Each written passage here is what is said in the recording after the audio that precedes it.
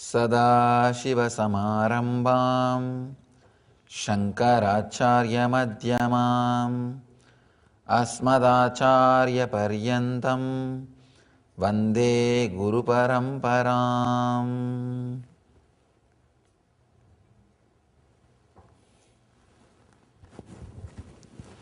I welcome you all with my love and respects. Should she become a sannyasini? Please, if you are confused, don't do that.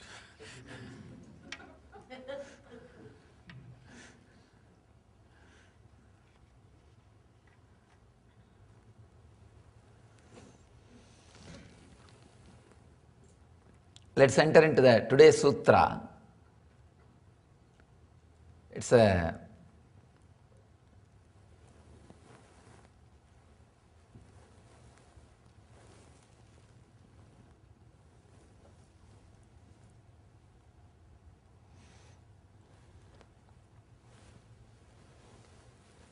one of the unique and wonderful sutra. Feel the cosmos as a translucent, ever-living present. The uniqueness of this sutra is, I myself experience this sutra spontaneously. My first experience, the spiritual experience, is this sutra. So, I have a lot to tell about this sutra. You have a lot to learn.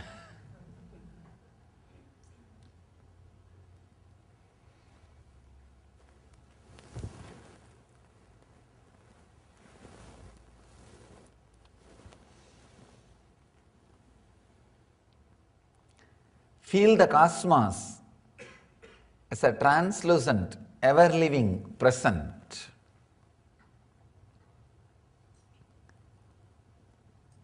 The first sutra of Upanishad, the first Upanishad, Isavasya Upanishad, is the same sutra. Ishavasyam itam sarvam. In Upanishad, it is given more like a conclusion. In the sutra, it is given more like a technique. Here, Mahadeva gives this as a technique.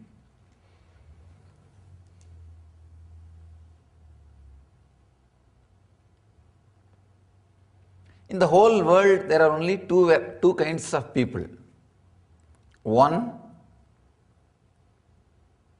people who experience life once in a while in their life. The other, people who are experiencing life continuously. Whenever you think you are having joy, you are experiencing life in the world for those few seconds, few moments. That is why you feel so alive. That is why you feel that few minutes, that few moments, you don't feel like cursing anybody. You feel like blessing everybody. You feel like everything is beautiful. And only these two variety. One, people who feel life, livingness, translucent, ever-living presence in few moments of their life, few moments of the day. And the other, who feel always. Fortunately, we are blessed. There is no third category who never experienced this ever-living presence. If you have felt joy for some reason in your life, understand those few moments, you had the idea. You may not intellectually able to verbalize. You may not know how to exactly tell, but you experience that ever-living cosmos only when you experience that cosmos is living, you feeling in tune with it, you will have a positive experience with the universe. All your joy is positive experience with the universe. Even if it is just eating sweet, for that few moments you feel the life is great. And life is really something you need. And you feel connected, you feel touched. Not just for sweet. Any good experience, those few seconds, those few moments, you are in tune with it. You are in tune with the ever-living presence. Understand? The ever-living presence is what we call life, which is responsible for moving your system. Either you are experiencing that ever-living presence at this moment, or you hope you will experience near future. That is why you are moving your body and still keeping yourself alive. Understand? You get out of your bed early morning, either to have some good experience, or hoping at least near future you will have some good experience. Every desire which drives you is nothing but desire to experience that ever-living presence. Whenever your mind stops wandering and comes back, it tastes that ever-living presence. Any sweet, any joy, any ecstasy, any experience is important because it brings you back to that ever-living presence. Only we have two categories, human beings in the planet Earth. 99% who experience the ever-living presence once in a while, some moments of their life, and remaining 1% who experience that forever, continuously. Continuously, ever-living presence is there in them. All your materialistic pursuits or meditation techniques or spirituality, anything which moves you or anything which makes you rest, everything. Any idea which asks you to move your body or any idea which asks you to rest and relax, both, whether you are moving your body or resting, it is to experience this ever-living presence. Either you are having that presence or hoping to have that presence, that's all. The whole life is nothing but going towards that ever-living presence. Maybe I'll describe exactly the experience which I had that can give you an idea of what Mahadeva means by the word translucent, ever-living presence. Understand?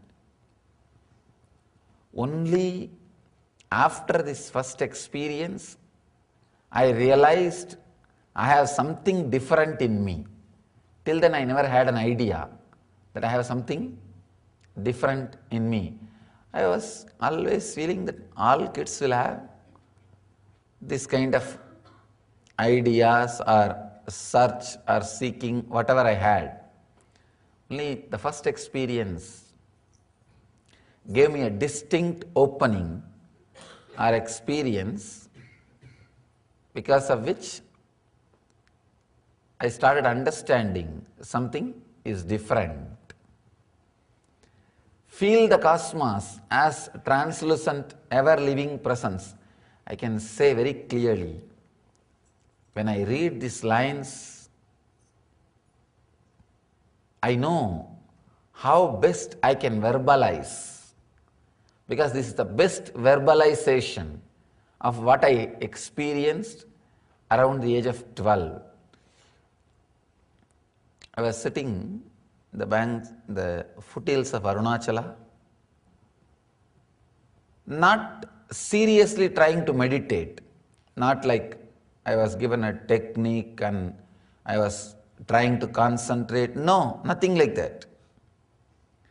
Of course, I was given a simple meditation technique by an enlightened master, Annamalai Swamigal, but I was not trying to do it very seriously. It was very playful. But one thing, I was a child who is completely open and available to the nature. Very, I can say, intensely observing, intensely being in the present. Even now, I can vividly describe the whole scene.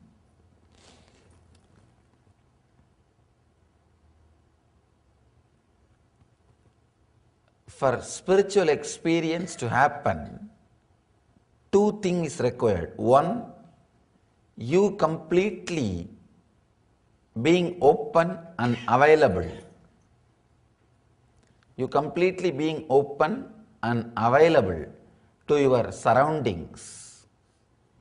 And the intense spiritual energy field. Sometimes, even if you are open, if you are not in the energy field, the first cracking of the coconut won't happen. That is very strong, difficult job. The first opening of the coconut, or the first opening, of course, it is just like breaking the coconut. Once one opening happens, after that it is not a big difficult thing. It's very easy. But the first opening needs an intense spiritual energy field. Fortunately, I had the energy field, Arunachala, the incubator, spiritual incubator. And another one thing, fortunately, I was attracted to the beauty of that hill. If you see a hill or a river or an ocean every day, you will take it for granted. But somehow, I never took that hill for granted. I never thought I know about it. I was continuously open, available. Understand? Being open every time, every day morning, seeing it with eyes of freshness or with the mind of the openness is what I am saying, being open, being available. Many times, we completely close ourselves to the society. We just come to some conclusion, some understanding. After that, we never update our understanding with the result or our effort with the result. The connection is not there. A small story.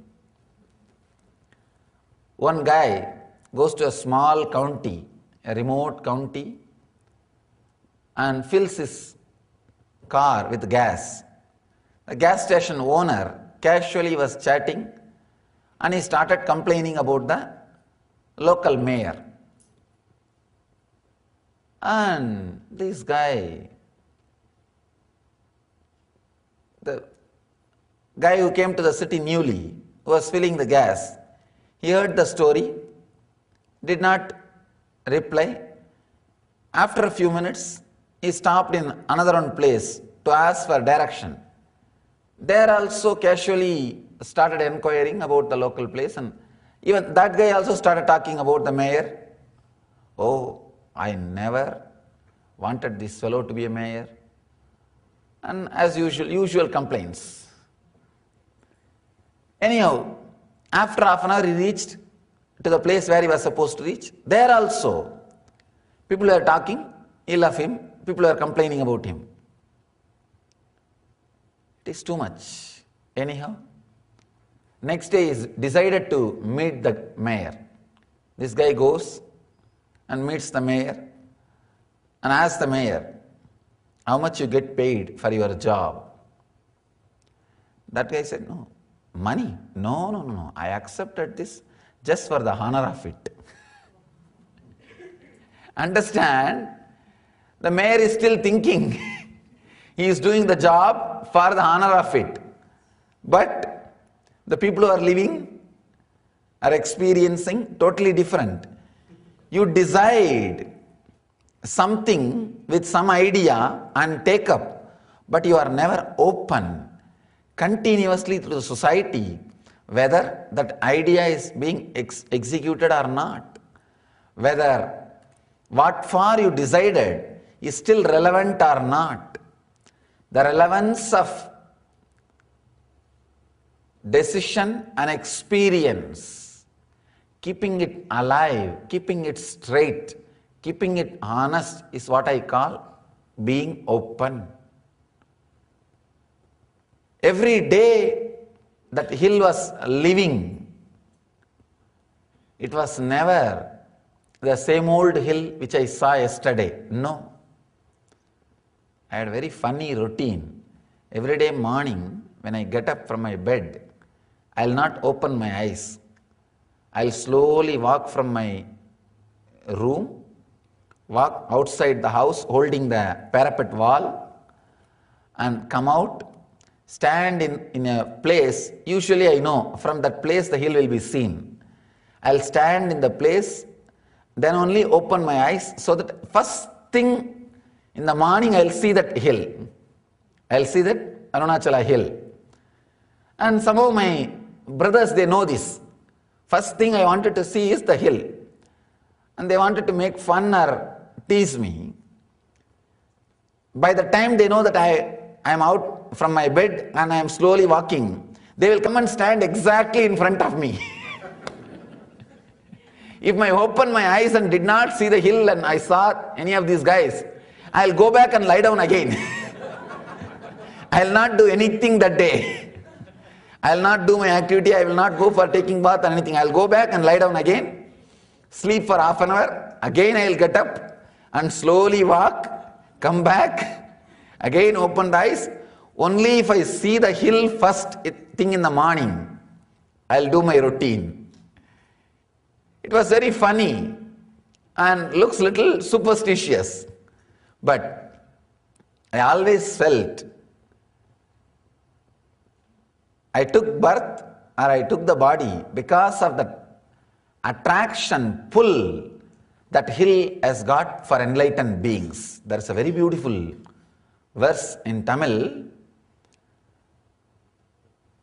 The hill which attracts enlightened beings around it, especially the hill is respected for attracting enlightened beings not only in this planet Earth, even from other planets, even from other different spaces, it can attract and pull the enlightened beings to the planet Earth.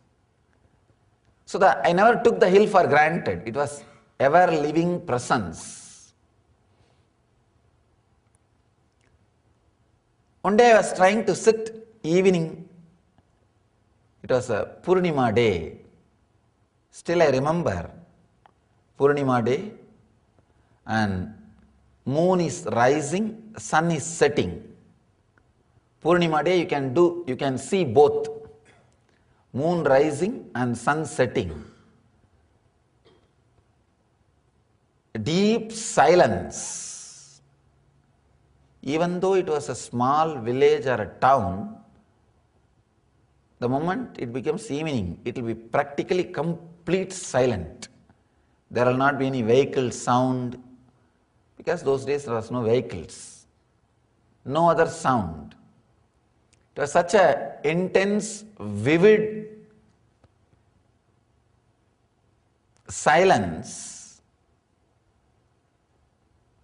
I was trying to play with that simple technique of trying to find the source of my thought, from where the thoughts are coming, from where the thoughts are originating. I saw slowly, when I tried to find the source of the thought, The first thing, the clarity which happened is, I am not solid as we always think. The body and mind is not solid. It is just liquid, porous, empty. You can go in and come out. You can get out or get in. Anything can be done. First truth was, I am an empty, porous being. The second step,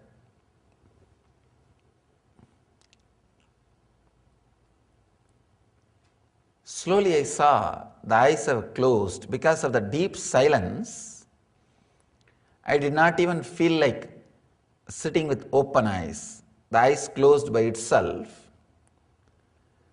Next thing, something opened inside, which is beyond these two eyes.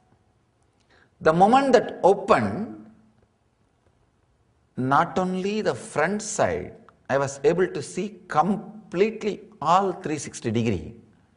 Understand? All 360 degree, not just seeing, I could feel the whole thing is me. Understand? If you can see something with closed eyes, you are only seeing inside your inner space. You are feeling it. You are not just seeing it. I can't even say I saw 360 degree. I just felt it was completely broken. The idea of boundary, border is broken. And I could see completely all the 360 degree, all the 8 direction, and above, below, both. Not only that, I could feel very clearly how much you feel alive inside your body. That same life, that same presence. Now all of you know you are present inside your skin. That same presence I was experiencing with everything, with the hill, with the temple, with the village, with the trees, with the rocks, with the whole thing. I was just intensely feeling that I am present. It was an intense, deep presence. Maybe for few hours, I did not even remember the body. After that, vaguely I started remembering the body. It means like a very vaguely, in the dream, if you remember your body, how you will remember, like that. Vague remembrance. I can remember I left the body somewhere and it is there, something. But I was able to move. I was able to move the body with a vague remembrance. And slowly I came down. I even managed to talk to one of my first inspiration, Kuppammal. Her spiritual name is Vibhudananda Devi. Managed to talk to her also. The moment I started moving the body and started talking, first thing I felt is, maybe I am possessed by a ghost. Because it was such a strong experience, new.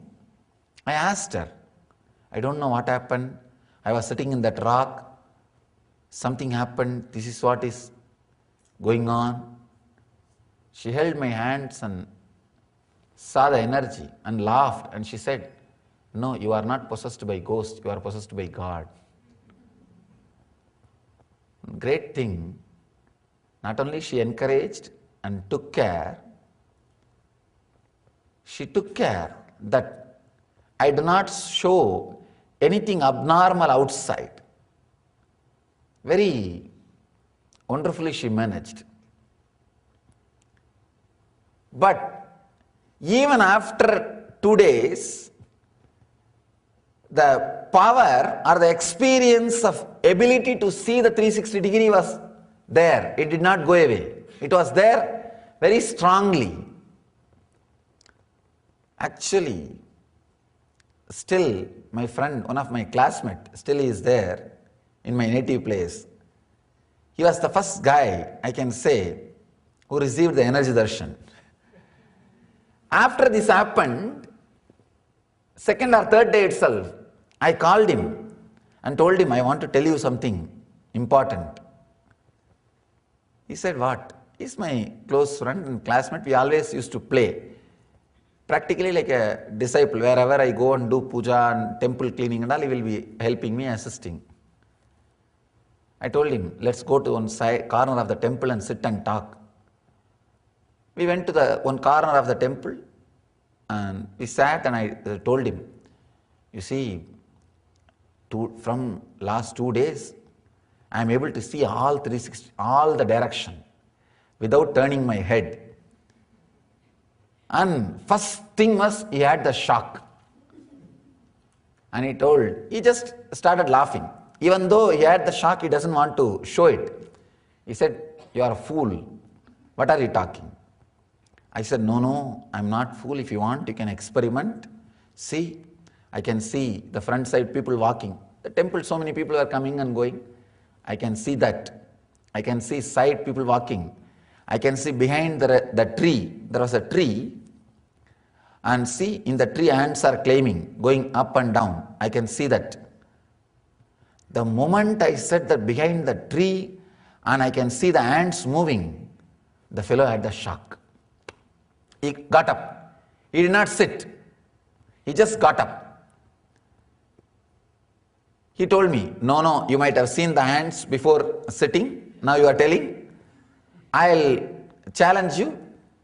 He took a coin and he said, behind your head I'll hold. You should tell me which side I'm holding, head or tail.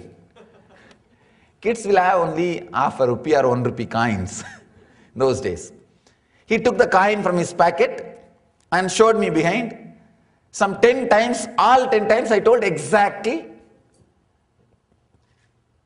as it was. Not only that, I told, I cleaned the coin, there is some dust in the coin.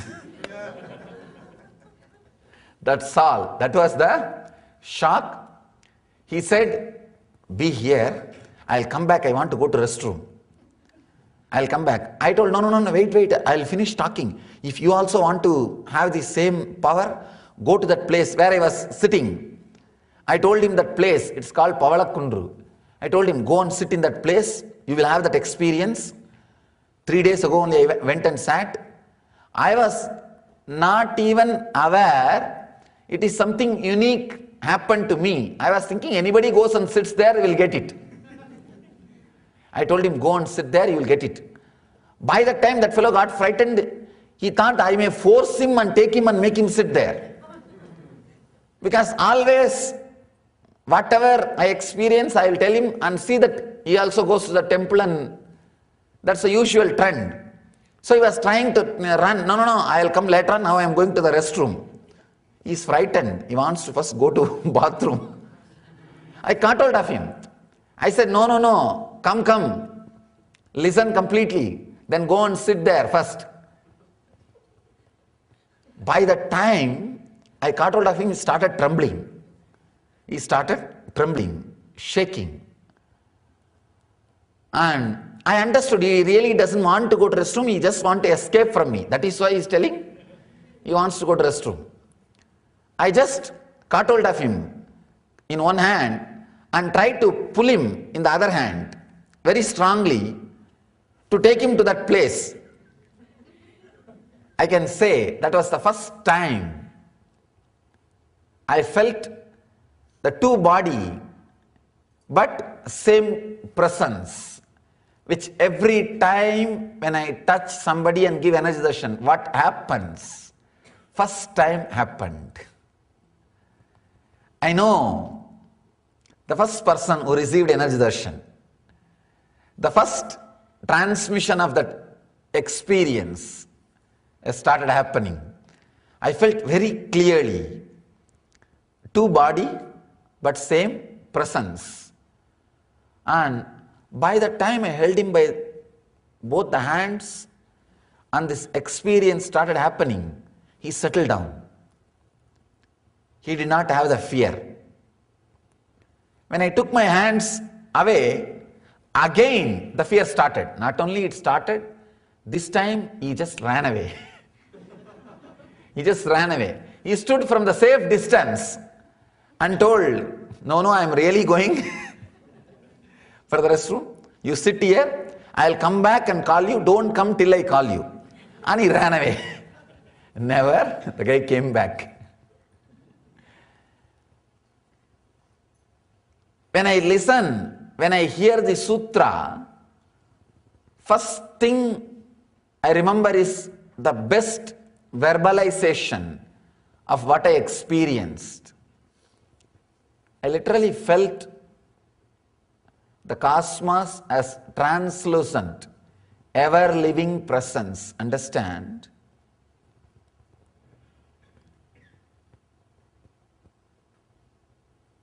We all feel the presence or life in living beings with whom we are in love. Not even the living beings with whom we are living. No. Whom we are living, it is a plain, regular mental setup. Practically, you all know the dialogue. If you start this way, what other person will answer, you know. If you start this way, what the other person is going to answer, you know. Practically, you all have a script of everyday routine. Only if somebody comes up with a new word, you are shaken, you are disturbed, you don't know what to answer. That is the only few minutes you start thinking. Otherwise, you know whole day dialogue. How it should start and how it will take turn and how it will end. There is no life in the dialogue. If somebody changes the dialogue, you are in trouble. That's all. There is no other life in the dialogue. The problem is, we become practically philosophers. We do not understand life is not philosophy. The philosophers cannot think something new. Small story. Some 10 philosophers were present in a country. All the 10 sitting inside the prison, what to do? And usually they are only habituated to torture, not to get tortured. And they are very intelligent, somehow they manage. And now what to do? They are in prison. They decided, somehow we should do something and escape from the prison. All the 10 sat and made big plans. They even went to the extreme of making a duplicate key of the prison. They got the mold of the key and even made the duplicate key. This much work happening, and with the cooperation of few philosophers is really miracle. 2 philosophers is enough to stop any big project. You don't need third. 2 is enough to stop any big project. But this is too big project of getting a key and making a duplicate. And especially with so many philosophers, they made it. Finally, they planned the date. The whole thing is clearly sketched, and they decided that tonight, 2 of us, 2 amongst us will go and open the prison door and will give a signal. All others will escape and run away. As usual, as planned, the 2 goes, and the remaining guys are waiting. They did not get the signal. 1 hour, 2 hour, 3 hour.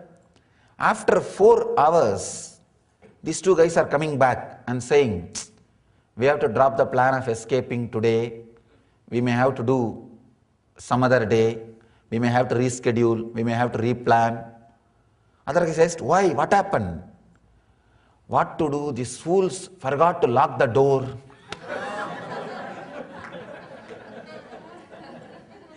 These fools forgot to lock the prison. Understand? They cannot think anything which is new. It has to be same routine. If there is some change, they cannot think newly because they are not open. We also become like that with the life. Anything new comes, we are at last. Person who is experiencing ever-living presence not only is open, not only he is available, he is constantly experiencing oneness. Understand? Being open is Dvaita. Being available is Visishtadvaita. Being is Advaita. Being open means you respect the other thing equal to you. 1 and 2, both of us are equal. I am open to you. Next, available means you are clear, source is one, all of us, everything is part. That is available. Everything is part of one source, Visishtadvaita. And Advaita is just being. Just being. Here, Mahadeva is beautifully leading us from Dvaita to Visishtadvaita and to Advaita. Feel the cosmos as a translucent, ever-living presence. It is actually a technique which connects all three. Feel the cosmos, the first part. You are there, cosmos is there. Start creating the feeling. Means open. Dvaita. The problem is many of us are not even in Dvaita. That is where the problem starts. You think only you are there, nothing else is there. And no respect, no openness, no availability for anything. Feel the cosmos. Be open. Translucent, ever living. Now, being available and experiencing the presence is being. Step by step you move. Actually, when you start experiencing the living enlightenment, the ultimate truth in you, when you start living enlightenment, continuously what you will feel is described in the sutra. Mahadeva describes the whole essence of living enlightenment in the sutra. Understand? When I use the word living enlightenment, I use in two ways. One, living enlightenment means sadhana. Again and again you come back to that satori experience which you had. The glimpse of life which you had once. That is sadhana, living enlightenment. Living enlightenment means you achieved it. Jivan mukti. I can say mukti and jivan mukti. You achieved, you are living. There is nothing to be done. Living enlightenment as a practice and as an achievement. Both you can use the same word. Here, Mahadeva is giving you the gist of living enlightenment as practice. As practice. I can tell you one thing. When you start feeling, relating, respecting everything as a living being just like you will even see the thoughts which other person is having. You will start responding, you will start respecting, you will start relating without other person talking, without other person expressing, without other person telling what she or he wants to tell. Feel the cosmos as a translucent, ever-living presence. you will have the tremendous intelligence. You will know exactly how to connect.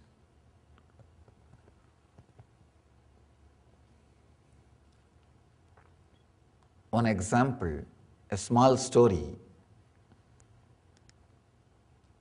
One lady, she was little sick and had the fear she may die.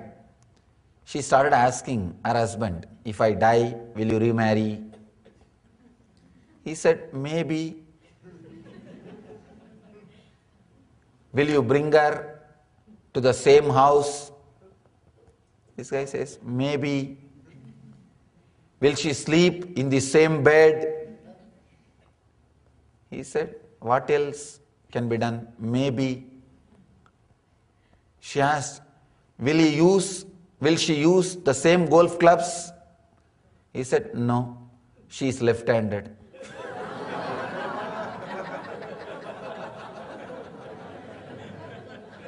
Understand?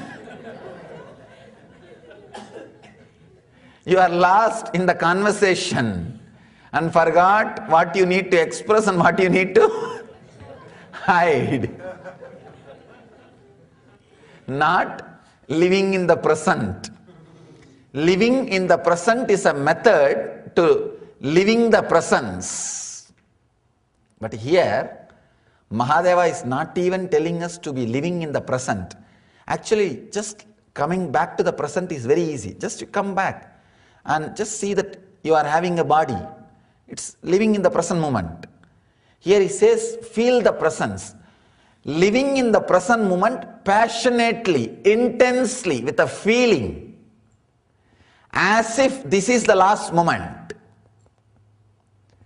Completely alive. That is what Mahadeva expresses by this technique. Just not living in the present. Living in the present will happen even if you do the vipassana. If you do the vipassana, you will live in the present, but not passionately, in a dull way. I have seen these guys start doing this kind of techniques. They will be living in the present, but what is the use? Living in the present with the intense passion. People usually, they can live in the present, but just drag the life. Or they can live passionately, but jumping between future and past. If it is between future and past, they will be very passionate, jumping, running around with all enthusiasm, inspiration. If it is present, very dull, step by step, thinking it is graceful.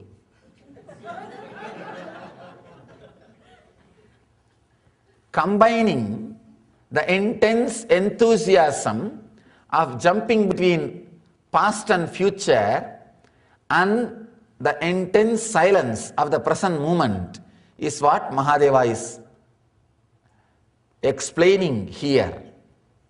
Combining these two, very paradoxical but truth.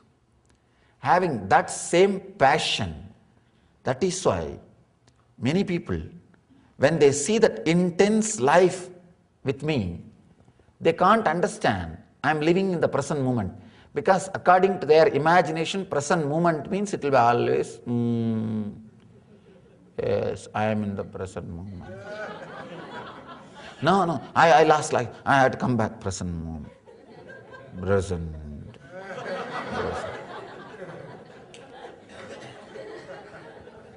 The joy of living itself is lost when these guys try the present moment. One of my pre-monastic relative means the person who was related to me through blood. My pre-monastic relatives had a great difficulty accepting me. But my native village was able to accept because they have seen enough of masters. But the relatives don't live in the same village. Whoever lived in the same village, they did not have any difficulty in accepting me. The moment they saw, it took only few moments, few minutes of conversation for them to accept. There is a proverb, prophet is never accepted in his own place. It was lie. It was disproved in my case. Actually, I was accepted and recognized in my village first.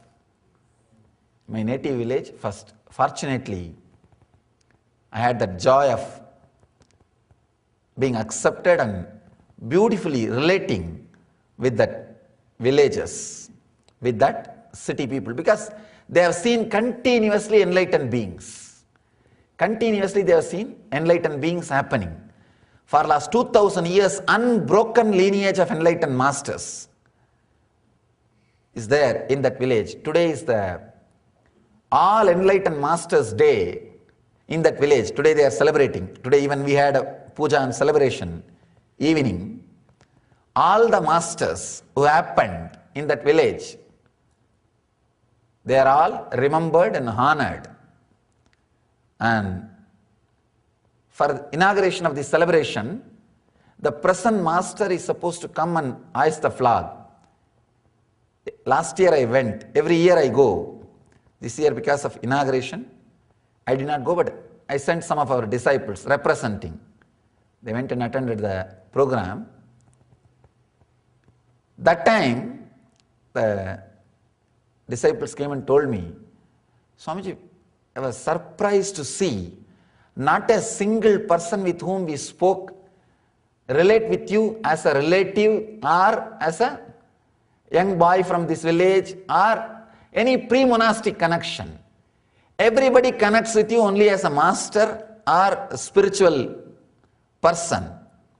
How this is possible? Even a normal people, villagers who don't know much about spirituality, they call you as only as a Swami, not as a boy from this village or by name. Because they are continuously seeing masters. But this relative, some relatives who did not live in that village, they were not able to connect. They always had a problem. The one main question I faced from them is, we always saw masters or swamis means they will be very silent in one corner, hiding, covering themselves. But you are so alive. That is the real difficulty. A person who is practicing the technique will always be in one corner, dull, trying to center. But the person who has achieved will be overflowing. Intense passion in the present moment is what? Is the whole truth. You can neither miss this nor miss that. If you are missing any one thing, something seriously wrong with you. If you are missing both, then forget about everything. Forget about everything. If you are missing the joy and enthusiasm, you are sick as far as outer world is concerned. If you are missing being in the present moment, you are sick as far as the inner world is concerned. If you are missing both, then you are sick in both the world. A real health will radiate an intense passion. Intense passion. And you will be constantly in the present moment. That is what Mahadeva says, ever-living presence. When I went to that village after enlightenment, first time, even my teachers did not think twice to touch my feet. That is the culture, tradition of that village, including my grandfather, who is a VIP in the village. Till the other day, he was giving food and he was my first inspiration from whom I was learning puja and everything. The moment he heard, he has become enlightened and took sannyas, he has come. None of them even tried to take me to the home. Because traditionally you can't go to the home if you take sannyas. They only came to the place where I was staying and came with all the traditional respect. That's one of the wonder in that country, in that culture, in that tradition. Never had a problem, never had difficulty in changing the attitude. The shift in attitude did not take time. It was just straight.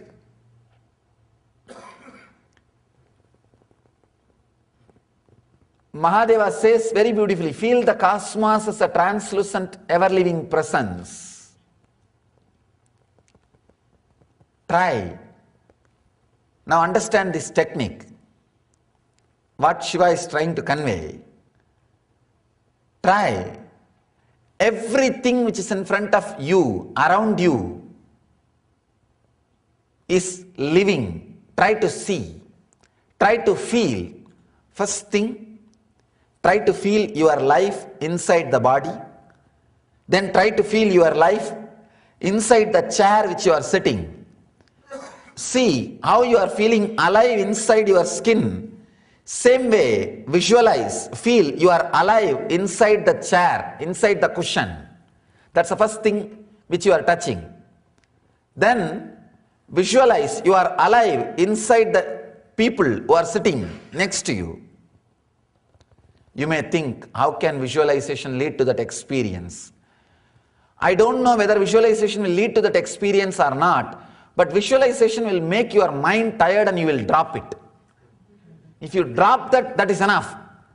Because the truth is continuously there. Let me give you an example. Like a Ganga is flowing, there is a bamboo. Because the bamboo is there, you say right side Ganga, left side Ganga. If that bamboo is taken away, there is no right side, left side, there is no boundary. Ganga, that's all. Life is like a Ganga. Because your ego, the bamboo is your ego, because your ego is there, you say me and you, I and you. You have two sides, I and me and world. You have dvandva because of that bamboo. If you just take that bamboo away, there is neither I nor you. It is pure, ever-living presence. This visualization will be such a strong thing. You have to drop the mind, no other way. You have to drop the mind. Mind will become tired. Constantly you have to think your car is you, the road is you, and all cars are you. And whatever you are seeing is you. How long your mind will be active? Saying, yes, I am this, I am that, I am this, I am that. It will become tired and drop. And you will see everything is one. There is neither you nor me.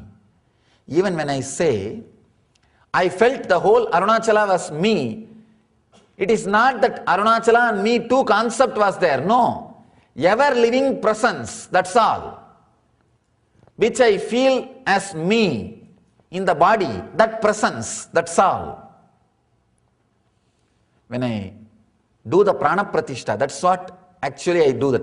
For one moment, I just feel intensely the same life inside that stone, that's all. That becomes alive. When I feel that, I can see very clearly the transmission is happening.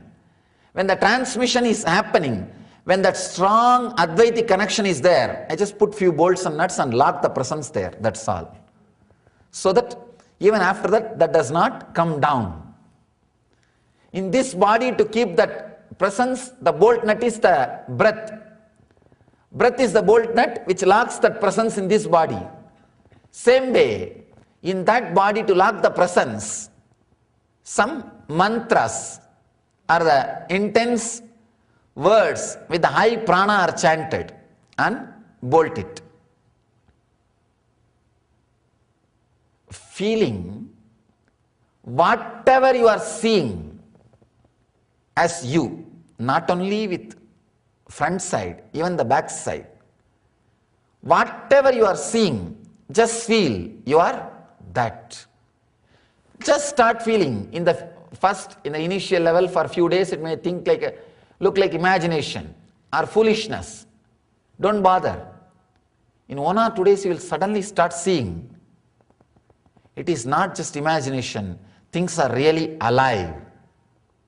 You will see things are alive and living.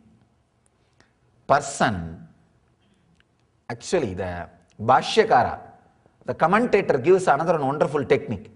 Expansion on the sutra. Sometime if you look at the light intensely, you will feel like a rays from the light is coming towards you. If you just turn your eyes a little bit, they call it squint eye, you will see the light is radiating, some rays are flowing towards you. Or if you look at somebody intensely, you will see a kind of aura around that person, head, around that body, like a light body. He says, even if you look, whatever you are seeing intensely, you will start seeing aura. I always see aura of the people who are sitting in the discourse. Before starting the discourse, that's all I'll do. I'll just fall in tune with the aura. Whatever problems are there in all the auras, collective answers will be coming out. That is why whenever you listen to the master, you always feel he is talking to you. He is talking to you because I am talking to you. It will look like a generalized talk, but it will be specifically, directly addressing you, because that aura feels connected. You can see, sometime if you strongly gaze, you can see the aura around the persons, statues, even animals, around everything you can see the aura. The Bhashyakara says, even if you start seeing the aura from morning till night continuously, you will start experiencing the presence. That is also a wonderful technique. Understand? That is also a wonderful technique. In the next sutra, Mahadeva gives a very powerful one more method to experience the same thing. We will see the next sutra after the break. Maybe after we understand both the sutras, we will enter into the meditation technique, because the technique both can be done as two different parts. This technique is Nitya Sutra, means from morning till night you can do, whole day. The next sutra is Dhyana Sutra. The same method in a different way, particular time you can do. So we will understand the next sutra also, then we will enter into the technique, we will enter into the method. Let's gather for next session. Thank you.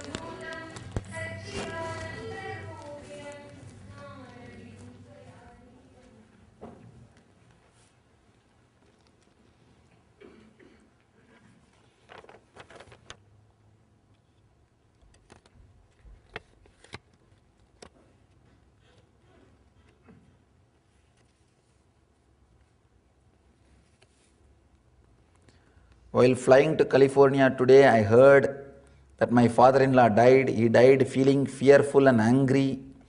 Please, can you give advice on how to leave our body and feel joy? Understand, how you live, same way you will live.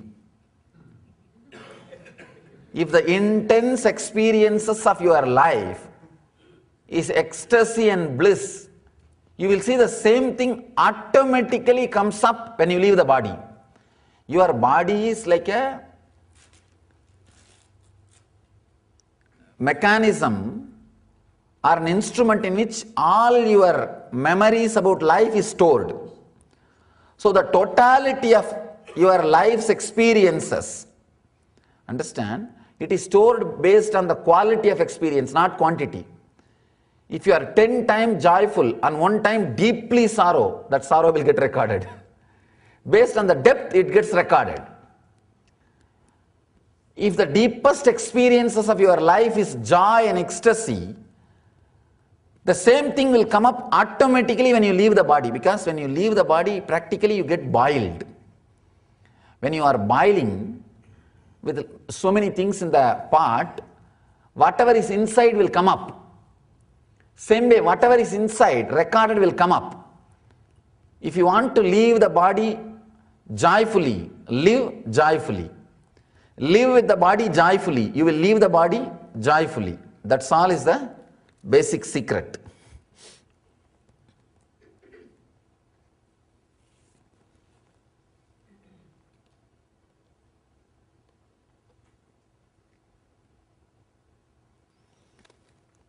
Second request, recently I heard an enlightened person tell us that we take another person's karma when we give advice, touch a person's shoulder or knee or close physical contact. How vulnerable are we to getting someone else karma, and how do we get rid of it? Why so much emphasis on catching it from someone else? I don't think you will catch karma from somebody else because you have enough. So, don't bother about catching from somebody else. Just stop giving to people, that's enough. So, I don't think you will get karma from people by touching or giving advice or any close physical proximity. You will not acquire karma by this nearness and all. One more thing, you may acquire the mental setup of that person with close proximity. If you are continuously around him, you may acquire his mental setup, but you won't acquire the karma.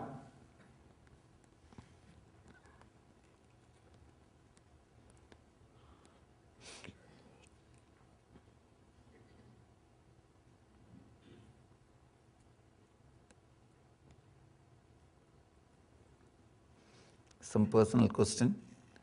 I had several out-of-body experience. It became a problem. I had to reseal my container. I was falling into all sorts of people. You can never be falling or filling or falling on people by your experience. Be very clear. Look into the experience and make it more and more strong. One important thing you should understand, I have seen many people just trying to reel the head and fall this way, that way with so many things. Tell them, meditation or enlightenment or experience will only lead to psychological revolution, never physiological revolution. Understand? Never physiological revolution. It will lead only to psychological revolution. If it is physiological revolution, first you have to see your doctor. You have to see your doctor. It will never be anything related to meditation. First, take care of your health. You need good food and little yoga.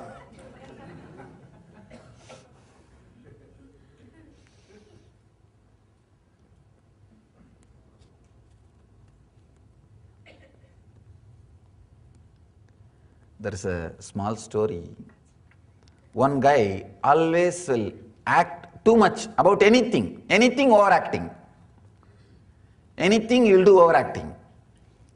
So he and his friend, both of them went to the bar and they started drinking.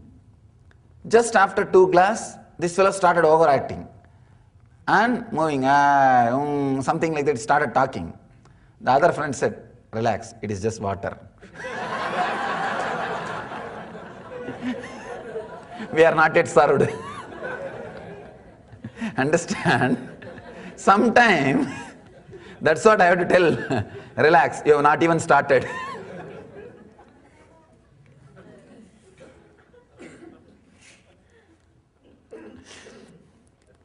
I am newly back on my spiritual journey in a more intense way. However, my friends and family are not so like-minded. I would like very much if they were also as enthusiastic as I am. How is it best to do this? First thing, do not expect them also to be enthusiastic. If they also become enthusiastic, every possibility you will lose enthusiasm. The enthusiasm is alive because you have to fight. That's one thing. Look at the other angle. Important thing. Second thing, you discovered, so you are having enthusiasm. Why are you expecting they should also have it? They have to discover. Understand? They have to again and again have so many experiences and discover. Only then they will have enthusiasm. Now you go and try to force on their head, what will happen? You will either delay their coming to me or stop once for all their coming to me. I have seen these over-enthusiastic wives and husbands. They just jump on the other person. You have to go. What that poor guy will do? And he gets frightened and completely forgets about or escape from the spirituality. Or is it more important to surround myself now with those that are more open to a spiritual path? First thing, if you feel connected and enthusiastic and enter into it intensely, you will automatically have that kind of friends, circle and group and all that. Live with that. Do not force or try to catch others who are not yet into it by giving pressure, trying to bringing it. Don't do that. I see you everywhere and every moment. Is this natural? Yes, you are in natural state. If you don't see, you are unnatural. Yesterday I came up on the stage during the darshan, but some personal darshan question. You can ask this question. You did not put the name. You can ask this today's darshan. I'll answer.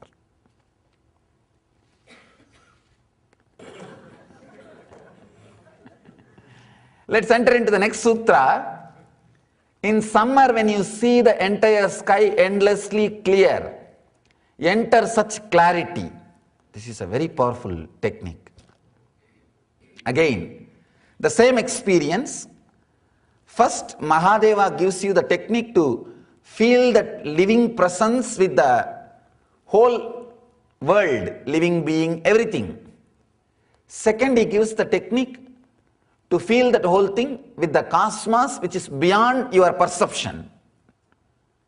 With the whole, first he tells you, see the living presence when you look down. Second, he tells you, see the living presence when you look up. If you can see the living presence in the world, then feeling that living presence in the sky is easy. Otherwise, directly if you see the sky, you can't feel the presence. You will feel only the dead, dull, nothing. There's nothing moving. Here there are so many things moving. At least you can easily connect that life is there. But there, nothing is moving. Understand? But the life is intense there, then here. This is a very powerful technique. Dhyana Sutra. He says, in the clear summer sky, feel the sky.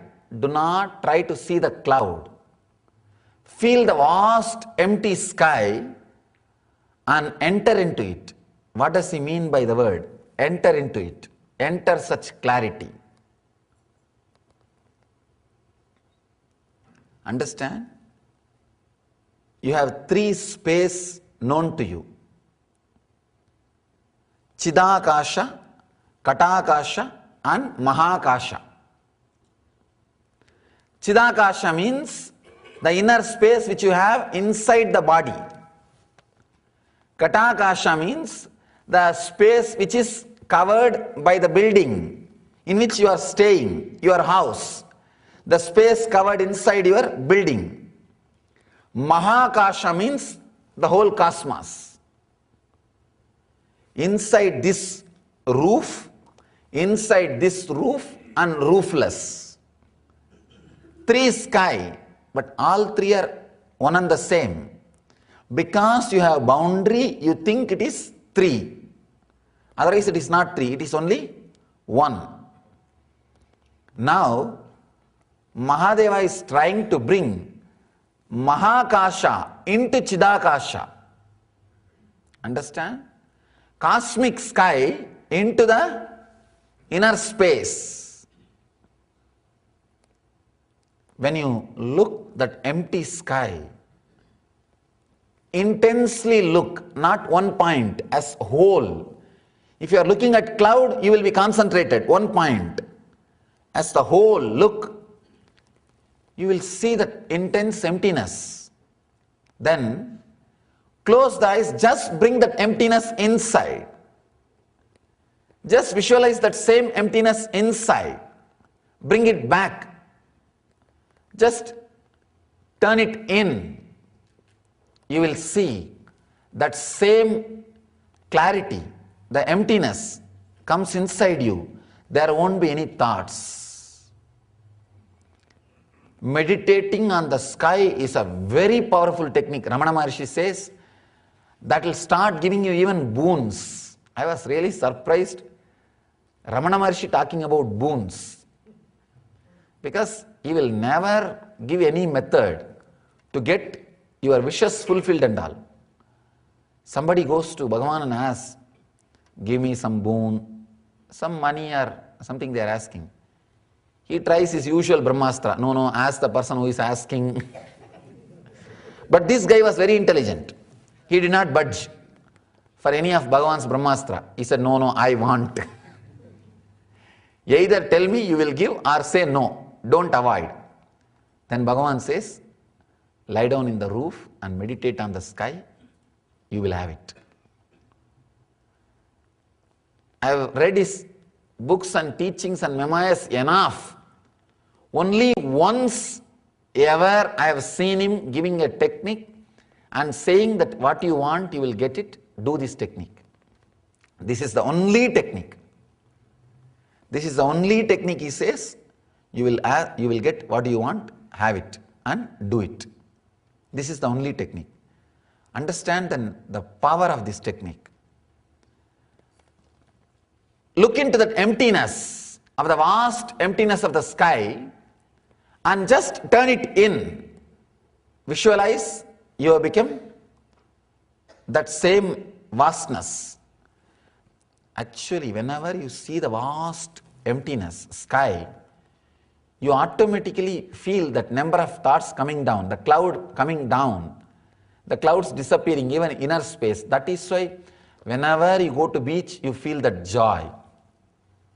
You feel that joy. You feel that openness. You feel that fulfillment. You feel that ecstasy. And you feel that peace. Here, Mahadeva is giving this as a technique. Lie down in the roof and watch. Of course, in this country you can't lie down in the roof. You have to find out a separate place. In India, it's always flat roof. An RCC. You can nicely lie down, and not only that, it will not be too cold. So,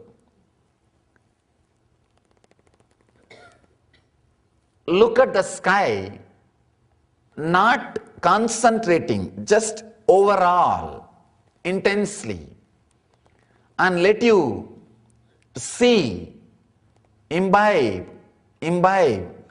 After some time, just bring that same clarity into you, into your inner space. It's a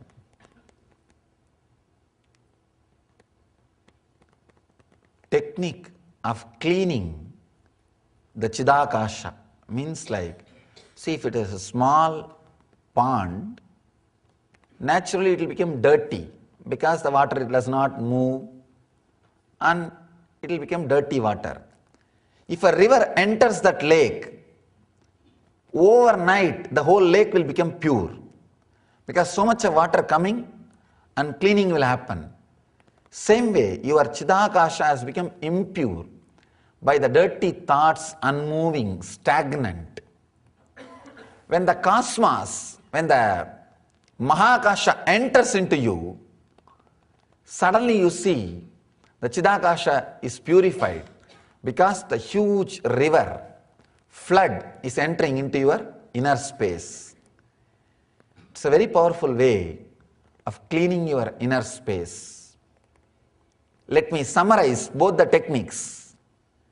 Feel the cosmos as a translucent, ever-living presence. This is the technique. Actually, both are leading to the same experience.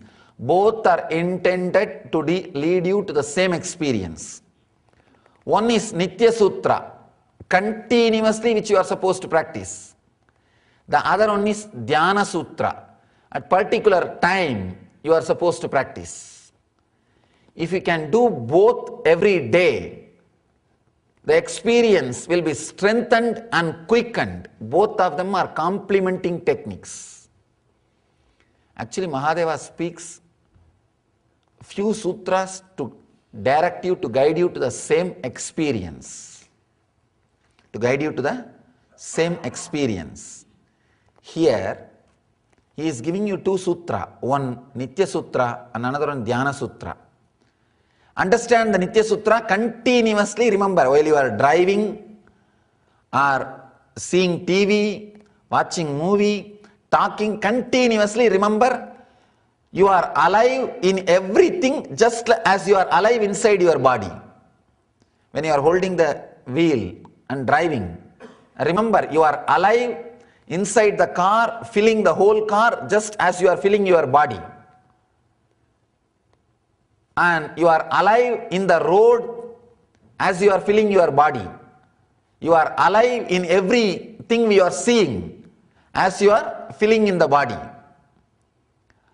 And if you can try to just see the aura of the things continuously, try to be in that same mood, try to be in that same feeling. This is Nitya Sutra, to lead you to the same experience.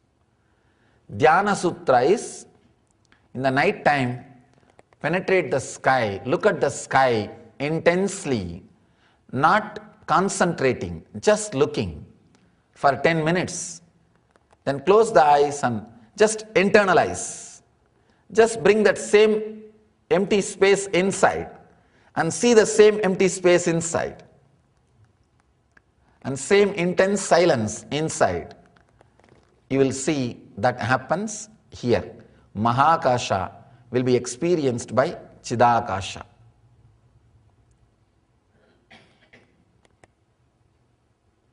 Now we will do the Nitya Sutra.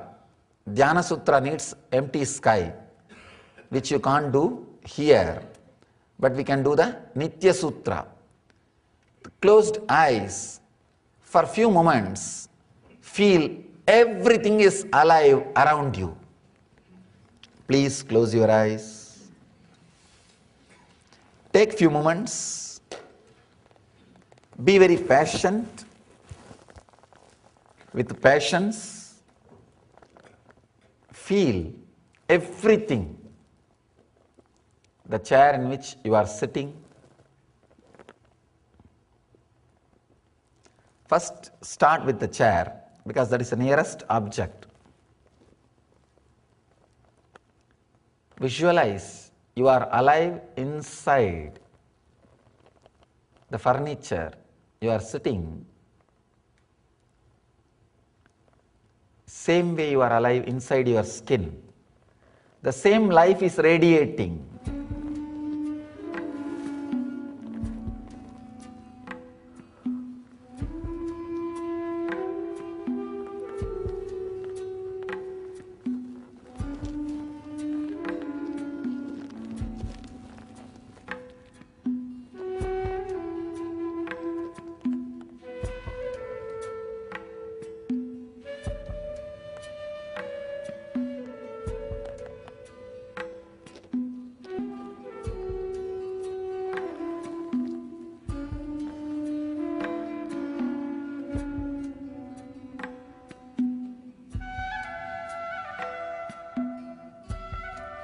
feel you are alive as you are alive inside your skin.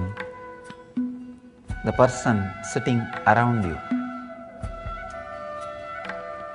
You are alive inside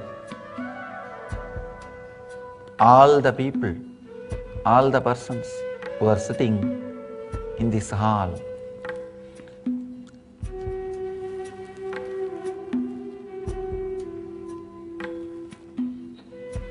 Take a few moments, visualize with a clear intention, and new doors will open.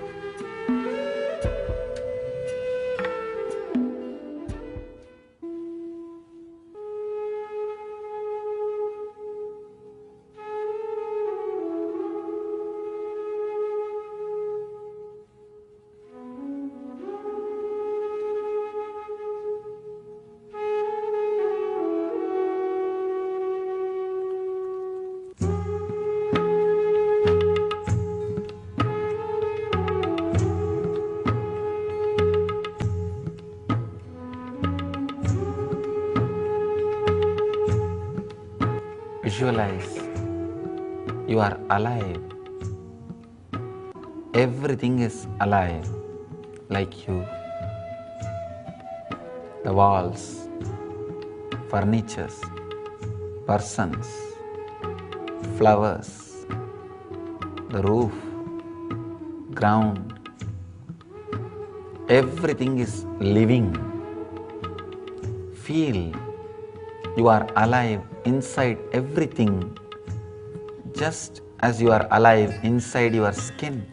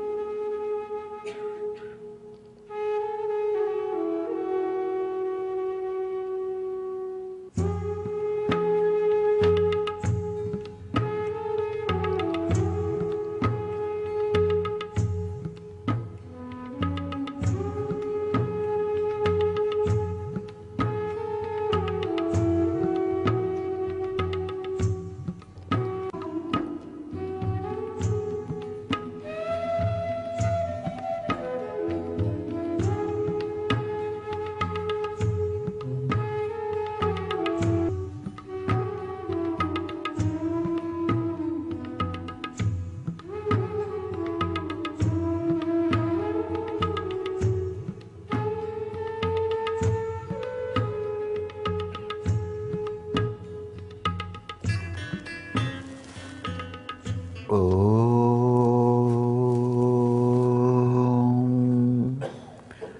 Shanti Shanti Shanti. Relax. Try to experiment with both the techniques. You will see the experience happening in you. Let you achieve and radiate the eternal bliss, Nityananda. Thank you.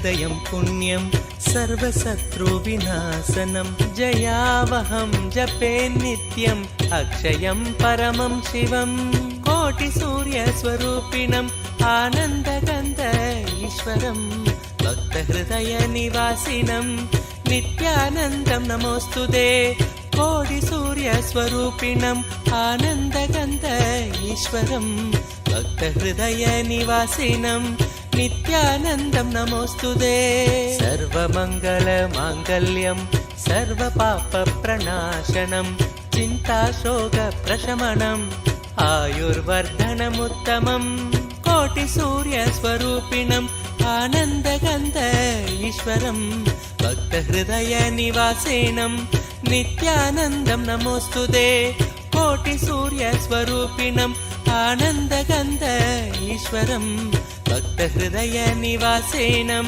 नित्यानन्दं नमोऽस्तुते रश्मिमन्तं समुद्यन्तं देवासुरनमस्कृतं पूजयस्व विवस्वन्तं भास्करं भुवनेश्वरं कोटिसूर्यस्वरूपिणम् आनन्दगन्ध ईश्वरं भक्तहृदयनिवासिनं नित्यानन्दं नमोऽस्तुते कोटिसूर्यस्वरूपिणम् आनन्दगन्ध ईश्वरं भक्तहृदयनिवासिनं नित्यानन्दं नमोऽस्तुते सर्वदेवात्मको हेश तेजस्वी रश्मिभावनः एव देवासुरगणान् लोकान् पादिकबस्तिभिः कोटिसूर्यस्वरूपिणम् आनन्दगन्ध ईश्वरं भक्तहृदयनिवासिनं नित्यानन्दं नमोऽस्तुते कोटिसूर्यस्वरूपिणम् आनन्दगन्ध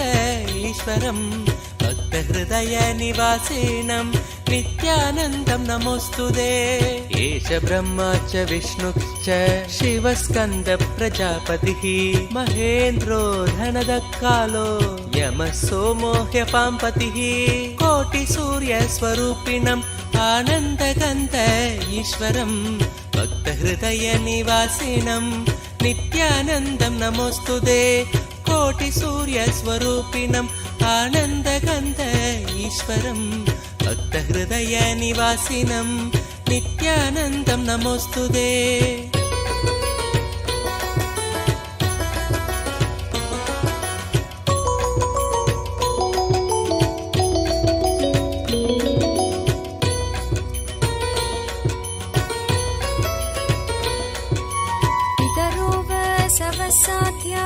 यश्विनौ मरुतो मनुः वायुर्वाग्नि प्रजाप्राण ऋतुकर्ता प्रभाकरः कोटिसूर्यस्वरूपिणम् आनन्दगन्ध ईश्वरं भक्तहृदयनिवासिनं नित्यानन्दं नमोऽस्तुते कोटिसूर्यस्वरूपिणम् आनन्दगन्ध ईश्वरं भक्तहृदयनिवासिनं नित्यानन्दं नमोऽस्तुते आदित्य सविता सूर्य खगशोषागभस्तिमान् सुवर्ण सखशोभानुर्हिरण्यरेता दिवाकर कोटि सूर्य स्वरूपिणम् आनन्दगन्ध ईश्वरम् भक्तहृदय निवासिनम् नित्यानन्दं नमोऽस्तुते कोटि सूर्य स्वरूपिणम् आनन्दगन्ध ईश्वरम् भक्तहृदय निवासिनम् नित्यानन्दं नमोऽस्तुते हरिदश्व सहस्रार्चि सप्त सप्तिर्मरीचिमान् तिमिरोन्मत्तन् शम्भुत्विष्ट मार्ताण्डांशुमान् कोटि सूर्य स्वरूपिणम् आनन्दगन्ध ईश्वरम् भक्तहृदय निवासिनम् नित्यानन्दं नमोऽस्तुते कोटि सूर्य स्वरूपिणम् आनन्दगन्ध ईश्वरम् भक्तहृदय निवासिनम् नित्यानन्दं नमोऽस्तुते हिरण्यगर्भ शिशिरः स्तपनो भास्करो रविः अग्निगर्भो अतिदे पुत्र शङ्कर शिशिरनाशनः कोटि सूर्य स्वरूपिणम् आनन्दगन्ध ईश्वरम् भक्तहृदय निवासिनम् नित्यानन्दं नमोऽस्तुते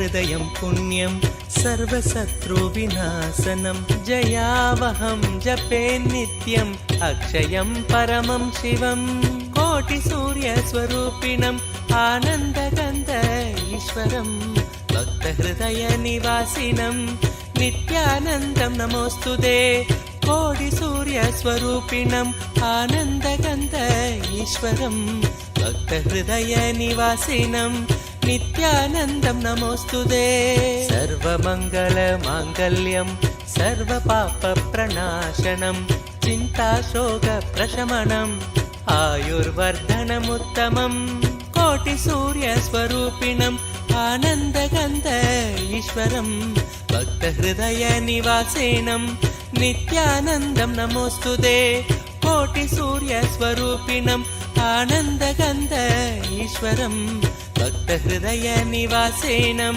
नित्यानन्दं नमोऽस्तुते रश्मिमन्तं समुद्यन्तं देवासुर नमस्कृतं पूजयस्व विभस्वन्तं भास्करं भुवनेश्वरं कोटि सूर्य स्वरूपिणम् आनन्दगन्ध ईश्वरं भक्तहृदय निवासिनं नित्यानन्दं नमोऽस्तुते कोटि सूर्य स्वरूपिणम् आनन्दगन्ध ईश्वरं भक्तहृदय निवासिनं नित्यानन्दं नमोऽस्तुते सर्वदेवात्मको हेश तेजस्वी रश्मिभावनः एव देवासुरगणान् लोकान् पादिकबस्तिभिः कोटि सूर्य स्वरूपिणम् आनन्दगन्ध ईश्वरं भक्तहृदय निवासिनं नित्यानन्दं नमोऽस्तुते कोटि सूर्य स्वरूपिणम् आनन्दगन्ध ईश्वरं भक्तहृदय निवासिनं नित्यानन्दं नमोऽस्तुते एष ब्रह्मा च विष्णुश्च शिवस्कन्द प्रजापतिः महेन्द्रो धनदकालो यमः सोमो ह्यपाम्पतिः कोटि सूर्य स्वरूपिणम् आनन्दगन्ध ईश्वरं भक्तहृदय निवासिनं नित्यानन्दं नमोऽस्तुते कोटि सूर्य स्वरूपिणम् आनन्दगन्ध ईश्वरं भक्तहृदय निवासिनं नित्यानन्दं नमोऽस्तुते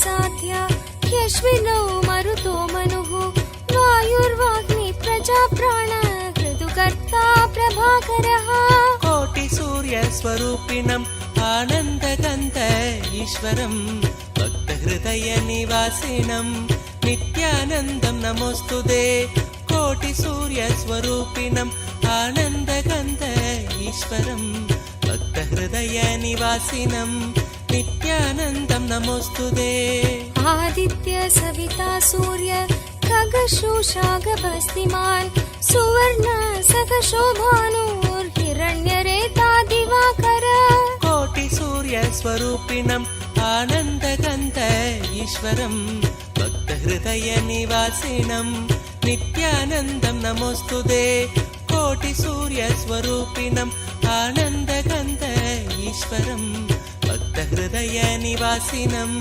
नित्यानन्दं नमोऽस्तुते हरिदश्व सहस्रार्चि सप्त सप्तिर्मरीचिमान् तिमिरोन्मत्तन् शम्भुत्विष्ट मार्ताण्डांशुमान् कोटिसूर्यस्वरूपिणम् आनन्दगन्ध ईश्वरम् भक्तहृदयनिवासिनम् नित्यानन्दं नमोऽस्तुते कोटिसूर्यस्वरूपिणम् आनन्दगन्ध ईश्वरम् भक्तहृदयनिवासिनम् नित्यानन्दं नमोऽस्तुते हिरण्यगर्भ शिशिरः स्तपनो भास्करो रविः अग्निगर्भो अतिदे पुत्र शङ्कः शिशिरनाशनः कोटिसूर्यस्वरूपिणम् आनन्दगन्ध ईश्वरम् भक्तहृदयनिवासिनम् नित्यानन्दं नमोऽस्तुते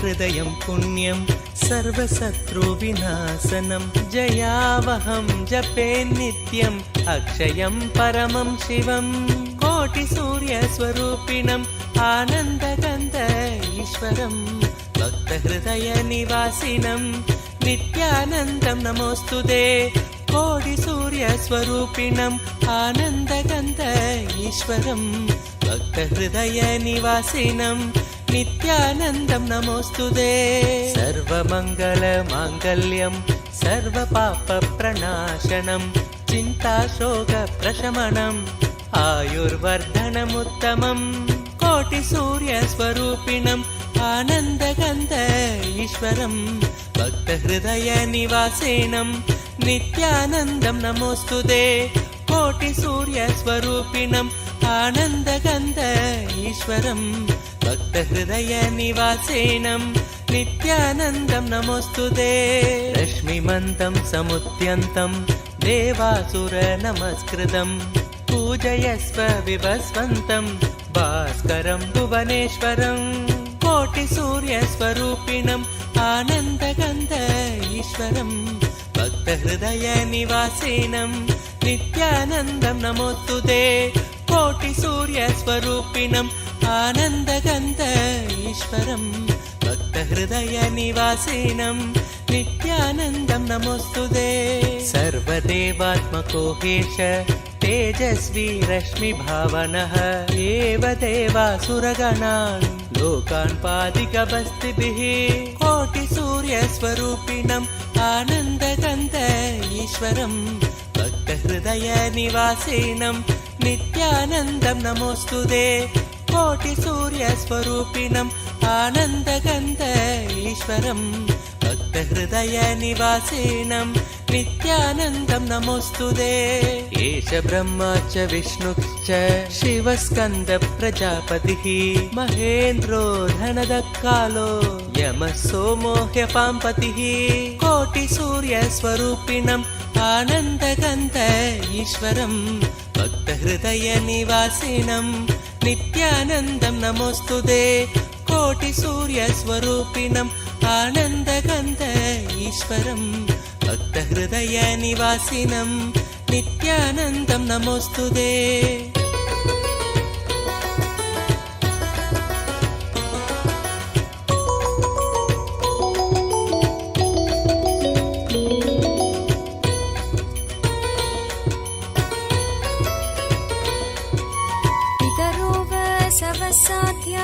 ह्यश्विनौ मरुतो मनुः वायुर्वाग्नि प्रजाप्राण ऋतुकर्ता प्रभाकरः कोटिसूर्यस्वरूपिणम् आनन्दकन्त ईश्वरं भक्तहृदयनिवासिनं नित्यानन्दं नमोऽस्तुते कोटिसूर्यस्वरूपिणम् आनन्दकन्त ईश्वरं भक्तहृदयनिवासिनं नित्यानन्दं नमोऽस्तुते आदित्य सविता सूर्य खगशोषागभस्तिमान् सुवर्ण सखशोभानुर्हिरण्यरेता दिवाकर कोटिसूर्यस्वरूपिणम् आनन्दकन्त ईश्वरं भक्तहृदयनिवासिनं नित्यानन्दं नमोऽस्तुते कोटिसूर्यस्वरूपिणम् आनन्दकन्त ईश्वरं भक्तहृदयनिवासिनं नित्यानन्दं नमोऽस्तुते हरिदश्व सहस्रार्चि सप्तसप्तिर्मरीचिमान् तिमिरोन्मत्तन् शम्भुत्विष्ट मार्ताण्डांशुमान् कोटिसूर्यस्वरूपिणम् आनन्दकन्त ईश्वरं भक्तहृदयनिवासिनं नित्यानन्दं नमोऽस्तुते कोटिसूर्यस्वरूपिणम् आनन्दकन्त ईश्वरं भक्तहृदयनिवासिनं नित्यानन्दं नमोऽस्तुते हिरण्यगर्भ शिशिरः स्तपनो भास्करो रविः अग्निगर्भो अतिदे पुत्र शङ्कः शिशिरनाशनः कोटिसूर्यस्वरूपिणम् आनन्दकन्त ईश्वरं भक्तहृदयनिवासिनं नित्यानन्दं नमोऽस्तुते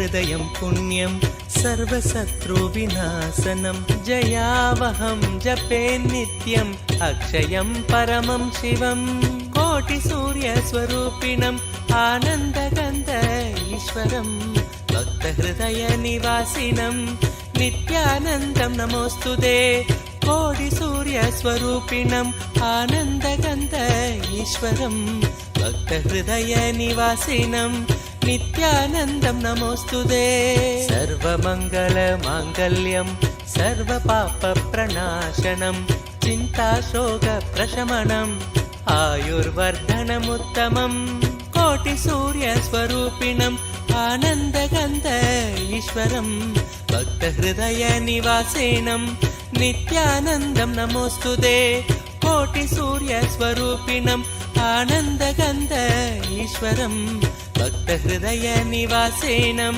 नित्यानन्दं नमोऽस्तुते रश्मिमन्तं समुद्यन्तं देवासुरनमस्कृतं पूजयस्व विवस्वन्तं भास्करं भुवनेश्वरं कोटि कोटिसूर्यस्वरूपिणम् आनन्दगन्ध ईश्वरम् भक्तहृदयनिवासिनं नित्यानन्दं नमोऽस्तु ते। कोटिसूर्यस्वरूपिणम् आनन्दगन्ध ईश्वरम् भक्तहृदयनिवासिनं नित्यानन्दं नमोऽस्तु ते।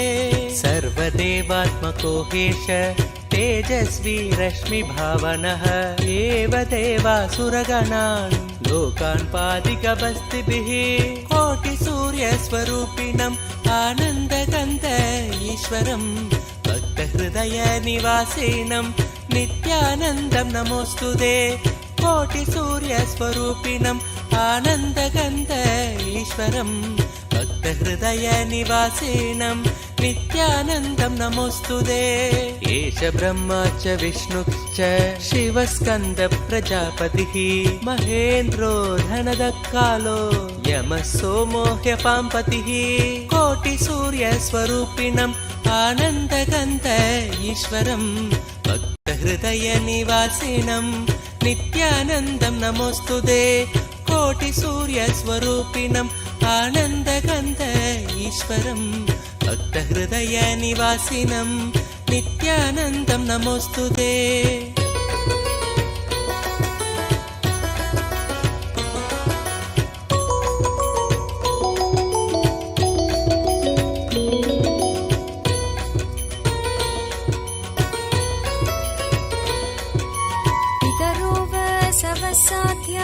ह्यश्विनौ मरुतो मनुः वायुर्वाग्नि प्रजाप्राण ऋतुकर्ता प्रभाकरः कोटिसूर्यस्वरूपिणम् आनन्दगन्ध ईश्वरम् भक्तहृदयनिवासिनं नित्यानन्दं नमोऽस्तु ते।